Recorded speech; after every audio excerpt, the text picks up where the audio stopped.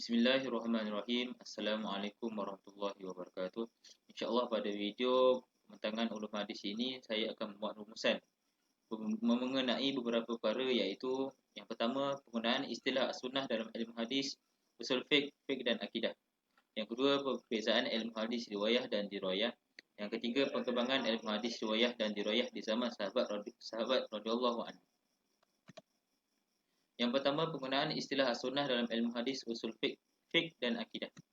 As-sunnah menurut ilmu hadis adalah segala yang dikesan dari Nabi, sama ada perbuatan, perkataan, persetujuan atau sifat kejadian baginda atau akhlak baginda, ataupun yang berkaitan dengan sejarah baginda, sama ada sebelum dibangkitkan sebagai Rasul atau selepas kebangkitan. Para muhadisin mengkaji sunnah dengan melihat Rasulullah SAW sebagai pemimpin yang membawa petunjuk serta merupakan contoh tauladan yang baik kepada manusia. As-sunnah menurut ahli usul ataupun usul fiqh juga sama seperti yang ditakrifkan oleh ahli hadis, akan tetapi mengambil kira setiap yang boleh dijadikan dalil suatu hukum syar'i. Jadi para ahli usul fiqh tidak menganggap sifat Nabi itu sunnah, dan mensyaratkan sunnah ialah sesuatu yang boleh dijadikan hukum dalil syar'i, bukan yang lain. Menurut ilmu fiqh pula, sunnah adalah segala sesuatu amalan atau kelakuan yang jika dikerjakan mendapatkan pahala, dan apabila ditinggalkan perlakuan tersebut tidak berdosa. Dapat dicontohkan seperti adanya solat fardu dan solat sunat. Istilah sunat ini adalah yang paling difahami oleh masyarakat umumnya. Ramai ulama akidah menggunakan perkataan as-sunnah dalam memperkatakan akidah Islam kerana ia merupakan asas di dalam agama, di mana menyalahi sunnah bahayanya sangat besar. Maka dengan penggunaan istilah ini, para ulama dapat menggunakannya bagi melawan ajaran-ajaran yang menyeleweng dari ajaran Islam.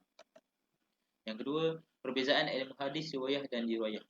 Ilmu hadis riwayah adalah ilmu yang merangkumi perkataan, perbuatan, sifat rohani atau jasmani dan pengakuan Rasulullah SAW, serta periwayatan, pengesahan, penulisan dan penghuraian perkara tersebut. Antara yang dibahaskan dalam ilmu hadis riwayah adalah membincangkan tentang perkara-perkara yang sukar difahami yang terdapat di dalam matan hadis, serta perbahasan tentang pemasalahan hadis, iaitu pemasalahan hukum lama dengan hukum baru yang berlaku melalui hadis Rasulullah SAW. Dapat disimpulkan bahawa ilmu hadis riwayah ini berkaitan dengan matan hadis, manakala ilmu hadis riwayah didefinisikan sebagai suatu disiplin ilmu yang mendedahkan tentang hakikat periwayatan, merangkumi syarat-syarat, kategori dan status periwayatan, keadaan serta etika perawi, penulisan hadis serta apa yang berkaitan dengannya. Perbahasan mengenai ilmu hadis riwayah antaranya membahaskan tentang kedudukan perawi, sama ada boleh diterima periwayatannya atau tidak. Ia merupakan pendedahan jelas tentang perawi, sama ada sikoh yang boleh diterima periwayatannya atau sebaliknya. Seterusnya membahaskan tentang para perawi yang mempunyai nama atau gelaran atau kunyah atau nisbah yang sama dari segi tulisan tetapi berbeza dari segi bacaan. Secara umumnya, ilmu hadis riwayah ini adalah ilmu yang berkaitan tentang periwayatan sesuatu hadis itu. Yang ketiga, perkembangan ilmu hadis riwayah dan dirayah di zaman sahabat radhiyallahu anhu. Pada zaman Rasulullah SAW, baginda menjadi tempat segala rujukan tentang hukum hakam. Al-Quran yang diturunkan serta periwayatan hadis Rasulullah SAW menjadi sumber utama pensyariatan pada ketika itu. Pada zaman ini, ilmu hadis riwayah dan dirayah hanyalah berbentuk bicara lisan tanpa sebarang bukti bertulis. Hanya segelintir sahaja yang menulis hadis setelah mendapat keizinan baginda Rasulullah SAW. Rasulullah SAW masih hidup ketika itu dan para sahabat menerima segala intipati ajaran Islam secara terus dari baginda. Ini menyebabkan mereka tidak perlu kepada sesuatu bidang ilmu yang khusus bagi penulisan hadis. Meskipun begitu, kaedah yang begini telah menjadi asas kepada ilmu hadis. Selepas kewafatan Rasulullah SAW, maka tugas para sahabatlah bagi menyebarkan hadis-hadis baginda SAW.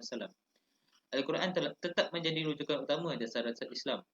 Penghuraian Al-Quran iaitu daripada hadis Rasulullah SAW terus disebar di kalangan sahabat sebagai generasi yang menguasai Al-Quran dan hadis serta mengetahui selok-belok penurunan wahyu.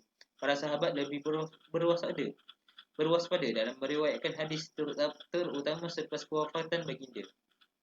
Mereka berkumpul dan berdiskusi bagi mengkritik hadis yang bertentangan dengan Al-Quran. Selain membicarakan matan hadis, mereka juga memerhati kepada perawi hadis tersebut, Kerana pada zaman tersebut muncul ajaran-ajaran yang menyeleweng dari yang diajarkan oleh Rasulullah SAW seperti fahaman Syiah yang mencipta hadis palsu bagi membenarkan fahaman mereka.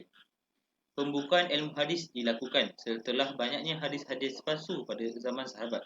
Ini kerana ramai sahabat yang telah meninggal dunia.